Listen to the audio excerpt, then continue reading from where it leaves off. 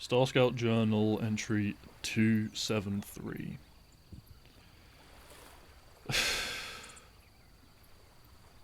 Well, my scouting mission across the Gibbon Nebula has been an unmitigated disaster.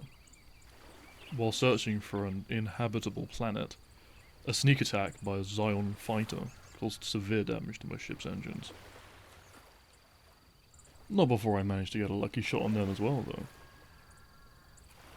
I've been forced to crash land on an unknown world. I was lucky to find this island. Initially I thought this planet was just ocean, but then this landmass appeared out of nowhere. No idea how I missed it. Unfortunately, that seems to be where my luck ends. My ship is beyond repair. The supplies I could pull from the wreckage was little to nothing. I wasn't able to activate my distress beacon for the fleet. And if that wasn't enough, I suspect my Zyon friend crashed on this very same island. Best bet is to hunker down somewhere and establish a base. I'll keep an eye out for a food source, though that does pose a risk, since I'm a pilot and not a xenobiologist. If I end up dying from food poisoning, I'll keep you updated. Look out. Star Scout Journal entry 274. Been 5 hours since I crashed. Earth hours, that is. The orbit here is different, naturally, though that doesn't seem to have affected the plant life too much. The fauna and foliage greatly resemble the kinds we use in the fleet, so I guess I can start eating grass if I get desperate. Somehow I've managed to stumble into the middle of a forest. Damn thing seemed to spring up out of nowhere. Again, I'm not quite sure how I missed this place when I landed. It's gorgeous, if I'm being completely honest. A paradise. Hell, this planet might even make a good home for the fleet. I'll be sure to notify them but once I get back to them. Despite these positives, there is a negative. I can't help but feel I'm being watched. Maybe I'm just paranoid. Maybe this planet has some predators I haven't encountered yet. Or maybe my Zyon friend is a lot closer than I anticipated. No food poisoning yet though, so that's a plus. Oh, there's a ridge about a mile ahead. A little stream too. Perfect. I'll set up camp there and get some rest. If I get murdered in my sleep, I'll let you know. Look out. Star Scout Journal entry, whichever one I'm up to. Alright, something weird happened last night. I got to the ridge a lot sooner than expected, and the sun was finally going down. I set up a few traps in the surrounding area, and was about to treat myself to some canned prunes, when the Zyon pilot showed up. The traps I placed didn't even phase her.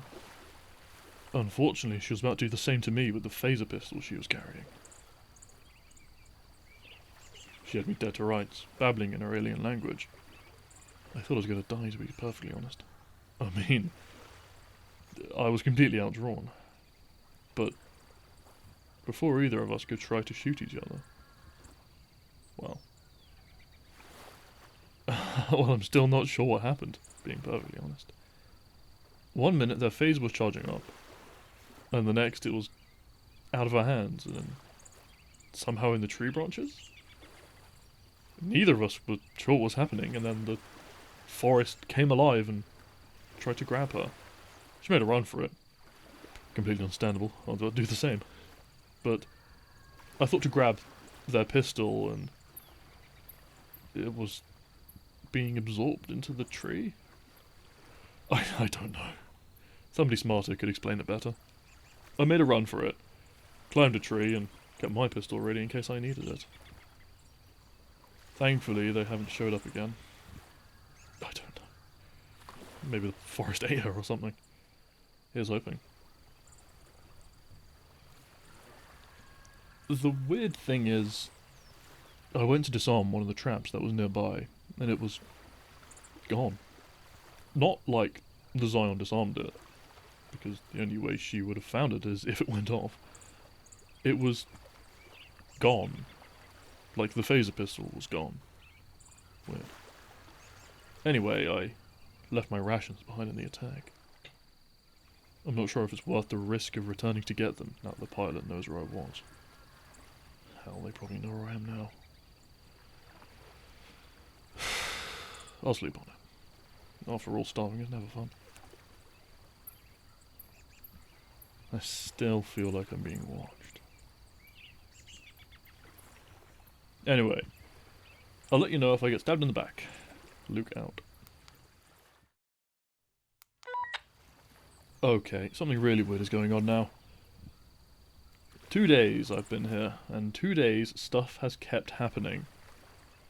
No sign of the pilot, but I sat down to rest yesterday and my pistol got sucked out of its holster. Completely disappeared, no trace in sight. I headed back to the crash site to see if there's anything I missed. And the wreckage is completely gone. Like the ground had sucked it up. My stomach growled louder than it ever has. I turned around and... an apple tree, where there wasn't one earlier. At least they look like apples. Tastes good. I think I have an idea of what's going on. It probably sounds crazy. Probably sounds stupid if I was speaking to a scientist.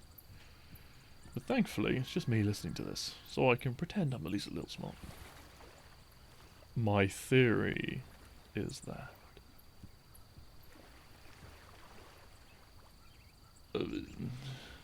maybe let's test it out.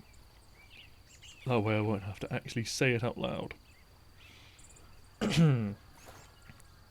Hello? I know you're there. Known it since I arrived. Really?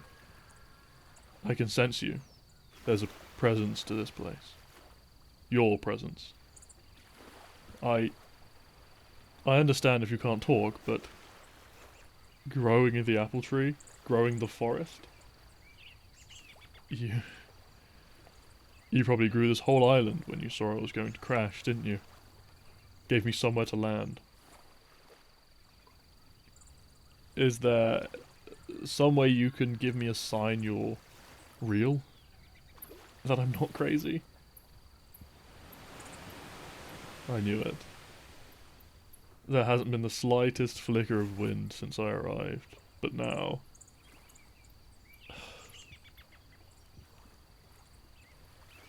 At first I thought maybe some alien that could control the plant life, but... You're the planet, aren't you? You're a living, sentient planet that's lending a hand to its guests. Pleasure to meet you, living planet. I'm Luke. You don't have a hand to shake, but this tree branch will do. God, this is amazing. The whole time our fleet's been travelling through space, we've never encountered anything like this. A sentient world that can think, can act. Incredible. You've been helping the Zyon pilot as well.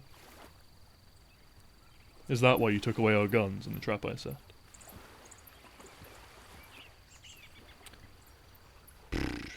Probably gonna have to ask yes or no questions. Maybe it could be wind for yes, no wind for... Wait. What was that? I felt you just then. Felt your response. I'm not even going to pretend to understand what you did, but that's incredible. I can't believe I'm talking to a planet, and the planet's talking back. Maybe I am crazy. Should have known this would happen. Number of times I banged my head in the cockpit. Look, has the Zyon spoken to you yet? Like I am. That's why it works out first, huh? Neat. No, they're not my friend. We're enemies, really. I mean, I don't know them personally. I'm sure they're nice. But their species. We used to call them the invaders before we learned what they're actually called. They're dangerous. They destroy worlds. Yes, like you.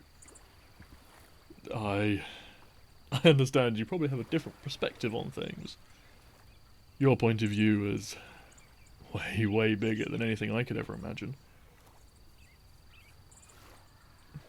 And you probably don't want us to hurt each other, but I promise it's in your best interest to help me get rid of them, alright? Do you know where they are? What am I saying? Of course you know. We're on you. We're like warts on your back or something. Look, I get that you don't want to tell me. I do. It's just... If they find you, they're going to tear you apart for resources. It's what they do. It's what they did to us. Yeah. Yes. We've ruined worlds too. Pollution. War. Extinction.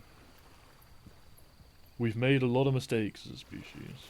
Caused a lot of natural destruction, but we're trying to be better. We were trying to fix our own planet before the Zyon destroyed it. I know you probably think we're as bad as each other, but we're not. I promise. Our home, Earth.